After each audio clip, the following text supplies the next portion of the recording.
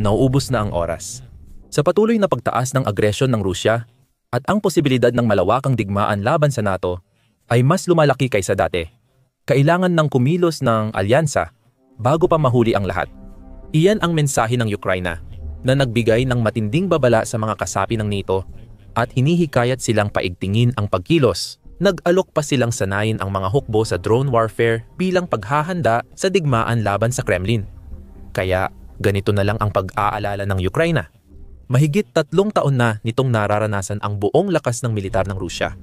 Naranasan nito ang gabi-gabing pambobomba at nasaksihan ang pagkamatay ng marami nilang mamamayan. Mula sa mga inosenteng bata na nagtatago sa kanilang mga tahanan hanggang sa matatapang na sundalong lumalaban sa unahan ng labanan. Nakita nito ang pagkasira ng mga gusali at infrastruktura at kinailangang matutong mag-adapt agad sa nagbabagong dinamika ng labanan para makaligtas ng ganito katagal. Nakita ng Ukranya ang kakayahan ng Rusya at nag-aalala na baka hindi pa handa ang ibang bahagi ng Europa na harapin ito. Mukhang hindi handa ang Rusya na maghintay o bigyan ng oras ang mga kalaban para ayusin ang depensa sa himpapawid at palakasin ang puwersa nila. Sa katunayan, mukhang papalapit na ito nang papalapit sa isang ganap na digmaan laban sa NATO sa bawat araw na lumilipas. Base na rin sa mga kamakailang kilos nito. Noong Setyembre 10, naglunsad ang Rusya ng mahigit 400 drone at ilang dosenang cruise at ballistic missile laban sa Ukraine. Napabagsak ng depensa ng Ukraine ang marami, pero may ilang tumama sa target na nagdulot ng isang patay at ilan ang nasugatan. Tinatayang 19 na drone ang lumampas sa Ukraine at pumasok sa Poland, kung saan napabagsak ng Polish Air Force at mga NATO ally ang ilan matapos magpalipad ng mga jet. Isa itong walang kapantay na insidente. Unang beses na napilitan ang alinmang bansa ng NATO na magsagawa ng aksyong militar laban sa mga kagamitan ng Russia sa sarili nitong himpapawid. Agad kinondena ng mga leader ng mundo ang aksyon ng Russia. Ngunit lalo pang nang udyok ang Kremlin. Ilang araw matapos ang naunang insidente, ang Romania ay naging pangalawang NATO bansa ngayong linggo na nag-ulat ng pagpasok ng Russian drone. Sa pagkakataong ito, isa lang ang drone. Napansin ng Ministriya ng Depensa ng Romania na hindi ito dumaan sa mataong lugar o nagbanta sa mga lokal. Nakakabahala pa rin ito. Isa pang halimbawa ng Russia na sinusubok ang hangganan ng NATO para makita ang magiging reaksyon. Mas pinalala pa nito ang sitwasyon nang mag-post ito ng video online na nagpapakita ng Iskander missile launcher malapit sa hangganan ng Poland bilang bahagi umano ng Zapad 2025 na pinagsamang ehersisyong militar ng Russia at Belarus. Kung paputukin mula sa lokasyong iyon, kayang tamaan ng mga missile na ito ang mga target sa buong Europa, kabilang ang maraming kabisera, malalaking bahagi ng Poland at mga Baltic states, at maging ilang bahagi ng Sweden at Germany. Noong nakaraan, tila nakakalusot ang Russia sa ganitong mga taktika. Ngunit dahil sa mga kamakailang pangyayari, mas naging aktibo na ang posisyon ng NATO. Ginamit ng Poland ang Artikulo 4 ng North Atlantic Treaty, ayon kay Donald Tusk, punong ministro ng Poland. Ang pagbagsak ng mga drone na nagbabantang sa seguridad ay tagumpay para sa Poland at NATO at nagdudulot din ng pagbabago sa politika. Dahil dito, formal na hiniling ng mga kaalyado na aktibahin ang Artikulo 4 ng North Atlantic Treaty. Bihira inaaktiba ang Artikulo 4. Sa katunayan, 8 beses pa lang ito mula nang lagdaan ang North Atlantic Treaty noong 1949 na nagpapakita ng kaseryosohan nito. Pagkatapos ng mga pag-uusap ng NATO, inihayag ng alyansa ang Operation Eastern Sentry, isang bagong inisyatiba na naglalayong palakasin ang silangang bahagi ng NATO dahil sa mga kaalyado gaya ng Pransya, Denmark, Alemanya na nag-ambag agad ng fighter jet at United Kingdom na nangakong susuporta sa NATO. Ipinaliwanag ni Kalihim General Mark Rutte ang kahalagahan ng inisyatiba. Bagamat ito ang pinakamalaking konsentrasyon ng mga paglabag sa himpapawid ng NATO na nakita natin, ang nangyari noong Miyerkules ay hindi isang hiwalay na insidente. Lalong dumadalas ang kawalang ingat ng Rusya sa himpapawid sa silangang hangganan natin. Nakita natin ang mga drone na lumabag sa ating himpapawid sa Romania, Estonia, Latvia at Lithuania. Sinadya man o hindi, ito ay mapanganib at hindi katanggap-tanggap. Ipinahayag ng mga kaalyado ang buong pakikiisa sa Poland at kinondena ang walang ingat na asal ng Russia. Mayroon tayong mga depensa sa himpapawid, lupa, dagat, at mga sistema sa mga base ng himpapawid. Dito rin, may mga ambag mula sa mga kaalyado sa buong Europa at Hilagang Amerika. Nagkakaisa kami araw-araw upang matiyak na kami ay handa at nakahanda na ipagtanggol ang bawat pulgada ng teritoryo ng mga kaalyado. Itinatag namin ang Baltic Sentry ngayong taon para protektahan ang mahahalagang infrastruktura laban sa walang ingat na gawain sa Dagat Baltic. At ngayon, narito kami ni General Genkovich upang i-anunsyo na ilulunsad ng NATO ang Eastern Sentry upang lalo pang palakasin ang aming posisyon sa aming silangang flank. Mahalagang hakbang ito at nakakaengganyo makita na seryoso ng mga bansa ng NATO ang kilos ng Russia. Hindi hinahayaan ang Kremlin na makalusot sa mga sunod-sunod na pang-uudyok. Kasabay nito, nag-aalala ang mga komander ng militar at eksperto sa Ukraine na kulang pa rin ang ginagawa ng alyansa para paghandaan ang posibleng laban kontra Russia. Mas particular, nag-aalala sila na maraming bansa sa Europa ang hindi pa handa na harapin ang matindi at agresibong mga pag-atake ng drone na maaring gawin sa kanila ng Russia. At tiyak na eksperto ang Ukraine pagdating sa digmaan gamit ang mga drone. Sa matagal na panahon na, kinailangan nilang harapin ang malalaking grupo ng mga drone na lumilipad sa kanilang kalangitan halos gabi-gabi. Noon, ilang dosenang drone lang ang bumubuo sa mga grupo. Ngayon, umaabot na ito sa daan-daan. Patuloy na tumataas ang bilang habang nilalampasan ng Russia ang sarili nitong record sa mas malalaki at mapanirang pag-atake. Sa katunayan, ilang araw lang ang nakalipas. Noong Setyembre 7, muling nagtala ng panibagong record ang Russia. Nagpalipad ang Russia ng mahigit 800 Shahid-type na drone at mahigit isang dosenang cruise at ballistic missile sa iba't ibang target sa Ukraine. Matinding pag-atake ito na nagresulta sa 5 patay at 44 sugatan. 2 sa mga nasawi ay isang bagong ina at ang kanyang sanggol na anak na napatay sa kabisera ng Ukraine, Kiev. At maraming gusali ang nasira, kabilang ang mga tirahan at iba pang pasilidad ng sibilyan, kung saan nagkaroon ng sunog at sumabog ang mga pagsabog sa paligid ng lungsod, pati na rin sa iba pang lugar tulad ng Odessa, Zaporizhia at Poltava. Sa kabila ng malaking pinsala at pagkawala, napatumba pa rin ng Ukraine ang karamihan sa mga drone. At hindi ito isang beses lang nangyari. Ngayon, madalas nang makita sa Ukraine ang daan-daang Russian drone na lumilipad gabi-gabi at halos lahat ng ito ay napapabagsak nila araw-araw. Nagagawa nila ito gamit ang kombinasyon ng mga taktika at kagamitan, kabilang na ang mga advanced na air defense system na ibinigay ng mga kaalyado mula sa iba't ibang panig ng mundo. Pati na rin ang sarili nilang mga depensa sa loob ng bansa, mga electronic warfare system, interceptor drone at missile at iba pang mga inobasyon. Ibinibigay ng Ukraine ang mga sandata at teknolohiyang ito sa kanilang Mobile Fire Group, mga espesyal na unit ng air defense na may layuning pabagsakin ang maraming drone. Armado sila ng mabibigat na machine gun, anti-aircraft cannon at mga man-portable air defense system o man-portable air defense systems na nakakabit sa mga mobile platform gaya ng mga pickup truck. Dahil dito, mabilis at epesyente silang nakakagalaw mula sa isang lugar patungo sa iba pa na sinusuportahan ng mga eroplano, helicopter, drone at iba pang mga sistema. Lahat ito ay bahagi ng iisang magkakaugnay na air defense network sa ilalim ng Regional at Air Force Commander. Ito ay lubos na ipinaliwanag ni Colonel Yuri Ignat, pinuno ng Communications Department ng Ukrainian Air Force. Hindi mo kayang isaalang-alang lahat kapag umatake ang kalaban gamit bagong sistema. Kailangan mong mag-eksperimento at gumamit ng makabago at malikhaing kagamitan. Ngayon, ang Mobile Fire Group ay may kumpletong kagamitan. Mula thermal imaging hanggang optical at laser sights.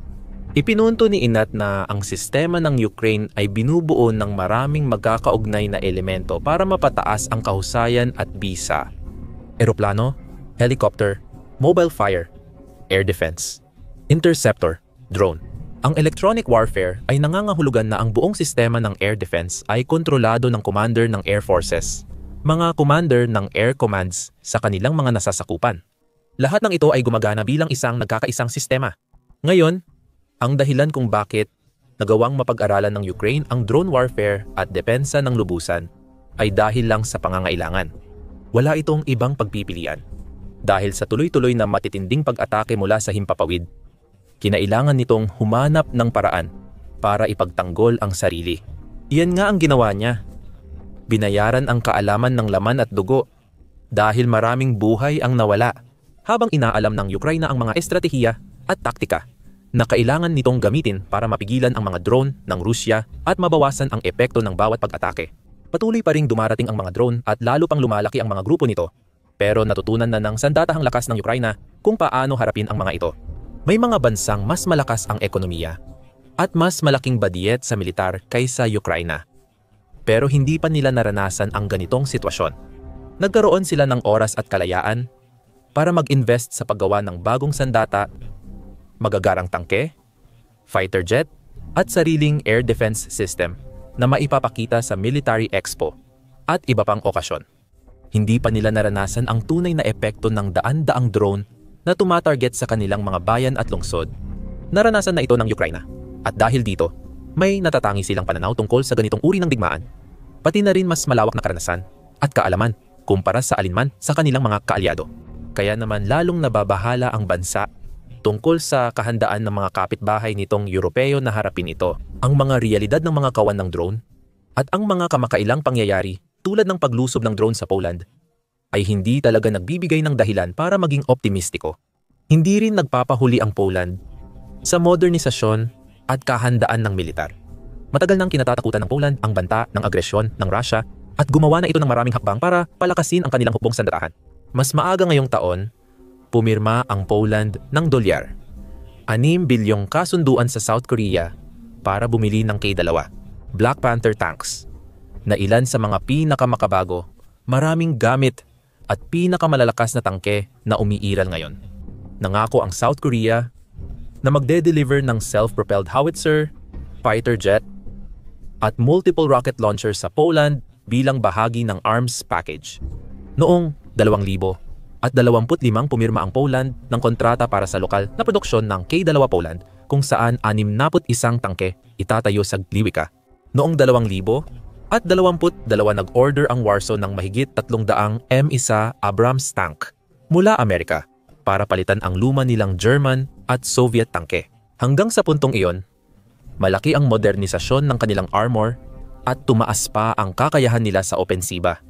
Nangunguna rin ang Poland sa Europa at NATO sa gastusin sa depensa. Noong 2022, gumagastos ito ng humigit kumulang 27% ng kabuuang gross domestic product nito para sa depensa. Tumaas ito sa 42% noong 2024 at inaasahang aabot sa 47% bago matapos ang taon. Dahil dito, nangunguna ang Poland sa NATO sa paggastos sa depensa base sa kanilang gross domestic product. At hindi nasasayang ang perang iyon.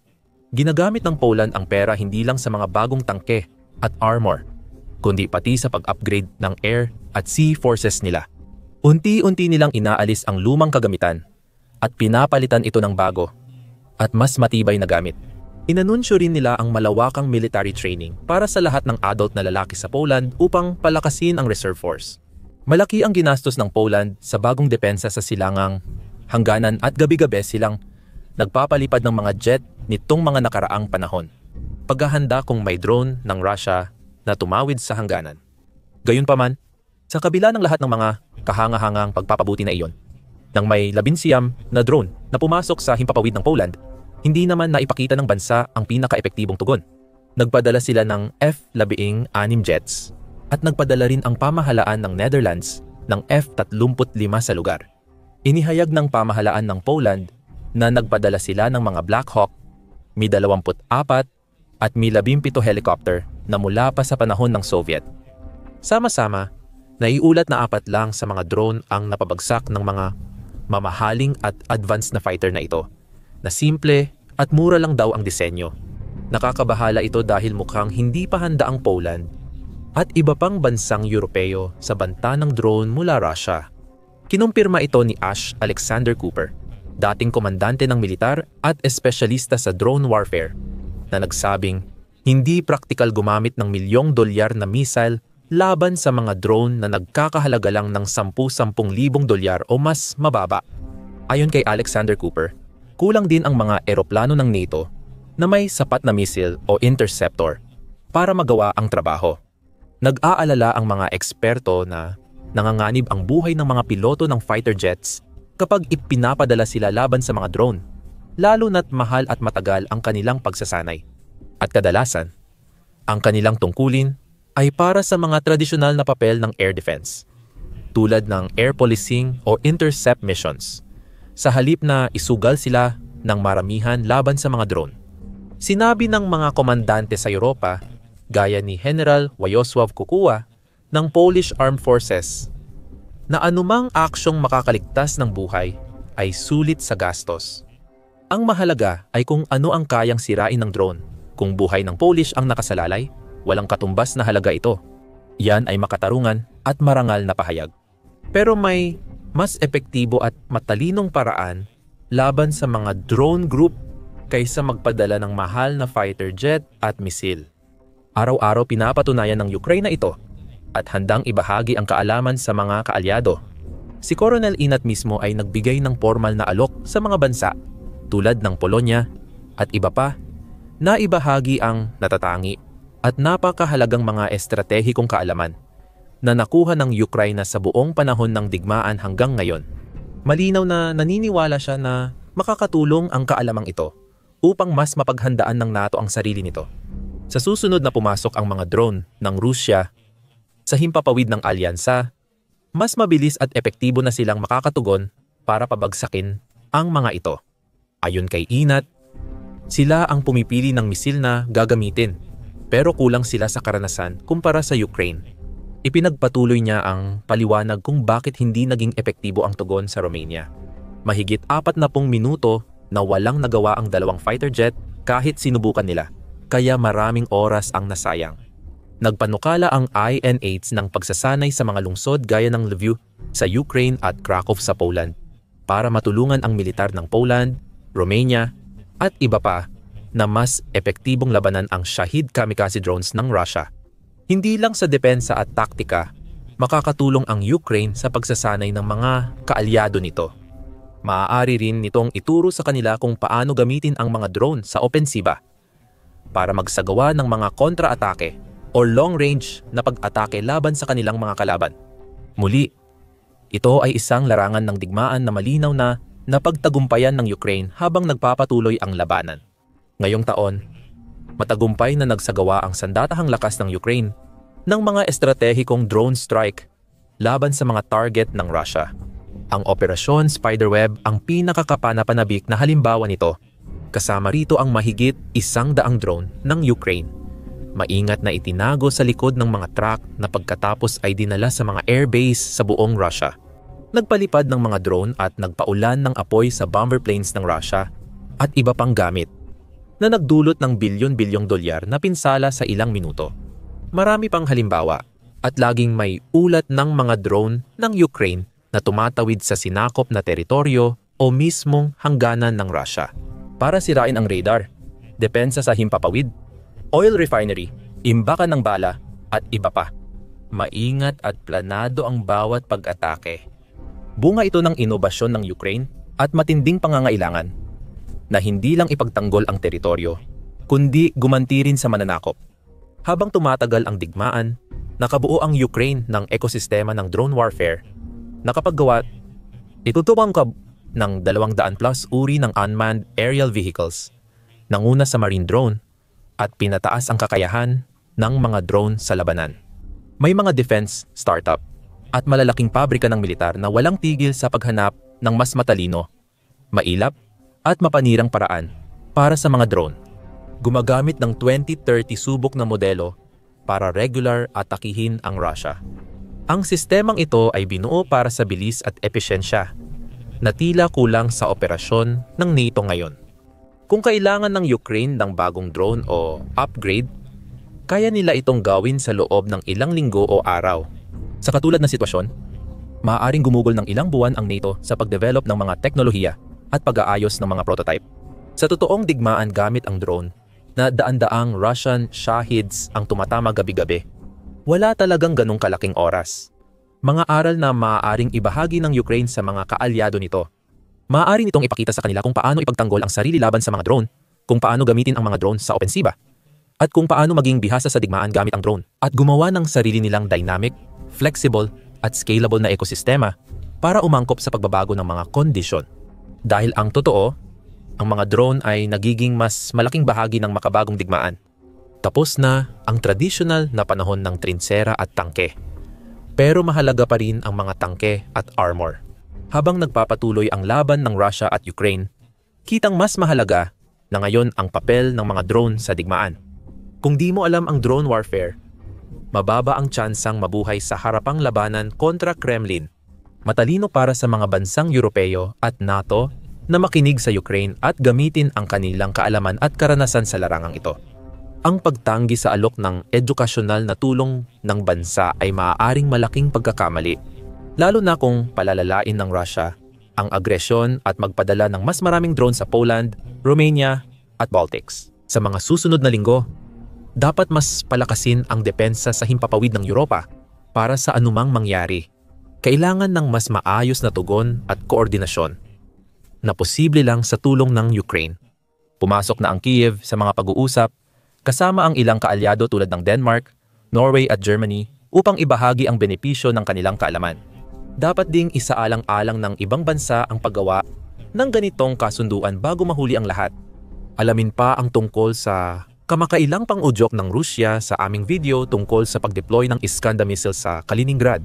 Panoorin ang aming paliwanag kung paano nilinlang ng mga puwersang Ukranyano ang mga Ruso sa patibong ng kamatayan sa Sumy para sa mas malalim na pagtingin sa digmaan sa frontline. At sa huli, siguraduhing mag-subscribe din sa aming channel para manatili kang may alam at updated sa lahat ng nangyayari sa Ukraine at sa iba pang lugar.